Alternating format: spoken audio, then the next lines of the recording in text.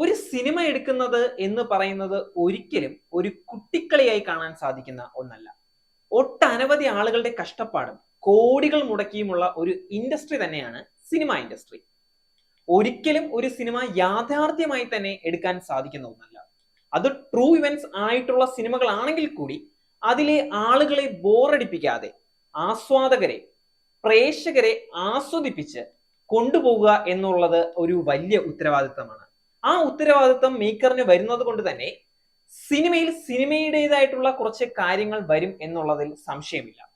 ഏതൊരു സിനിമയാണെങ്കിലും 24 എന്നുള്ള സിനിമയാണെന്നുണ്ടെങ്കിലും ഇൻസെപ്ഷൻ ആണെന്നുണ്ടെങ്കിലും ഏതൊരു സയൻസ് ഫിക്ഷൻ സിനിമ എടുക്കുന്ന സംവിധായകർക്കും നല്ല ബോധമുണ്ട് അതൊന്നും നടപ്പാകുന്ന കാര്യമല്ല.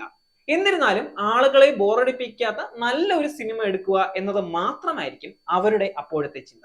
റിയലിസ്റ്റിക് സിനിമകളിലും കാര്യം വ്യത്യസ്തമൊന്നുമല്ല. എത്രയൊക്കെ റിയലിസ്റ്റിക് ആണെന്ന് പറഞ്ഞാലും ആ സിനിമയുടെ ഒരു ഘടകം വരും എന്നുള്ളതിൽ സംശയമില്ല. അഡ്വക്കേറ്റ് സംഗീത ലക്ഷ്മണ നിങ്ങൾക്ക് എല്ലാവർക്കും അറിയാവുന്ന പോലെ വിവാദങ്ങളുടെ കൂട്ടുകാരി.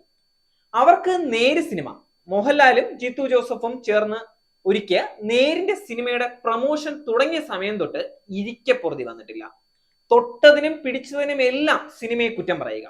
പോരാത്തതിന് വക്കീലിന്റെ ജൂനിയറായി പ്രവർത്തിച്ച ശാന്തി മായാദേവിയാണ് നേരിന്റെ കഥയും എഴുതിയിരിക്കുന്നത്.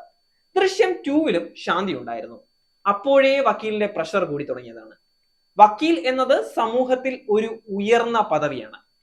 ആ വക്കീലിന്റെ FB പോസ്റ്റ് കാണുമ്പോൾ നമ്മൾ തന്നെ ചിന്തിച്ചു പോകും, ഇവർ എങ്ങനെയാണ് ക്ലയൻസിനോട് സംസാരിക്കുക എന്നുള്ളത്.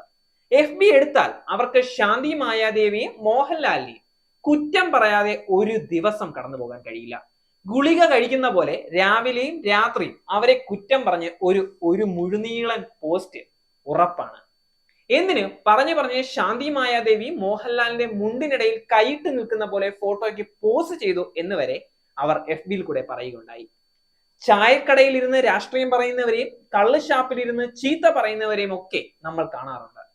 പക്ഷെ ഒരു ഹൈക്കോടതിയിൽ വാദിക്കുന്ന ഒരു അഡ്വക്കേറ്റ് രാവും പകലുമില്ലാതെ വന്നിരുന്ന് സിനിമക്കാരെ പരിഹസിക്കുന്നത് കേരള ചരിത്രത്തിൽ തന്നെ ആദ്യമാകാനാണ് സാധ്യത. നേരിന്റെ വാർത്തകൾ നിങ്ങളുടെ വിരൽത്തുമ്പിൽ എത്താനായി സാക് ന്യൂസ് ചാനൽ സബ്സ്ക്രൈബ് ചെയ്തും ഷെയർ ചെയ്തും ഒരു ശരിയായ മാധ്യമ നിലപാടിന് പോകാൻ ഞങ്ങൾ നിങ്ങളെ ക്ഷണിക്കുന്നു.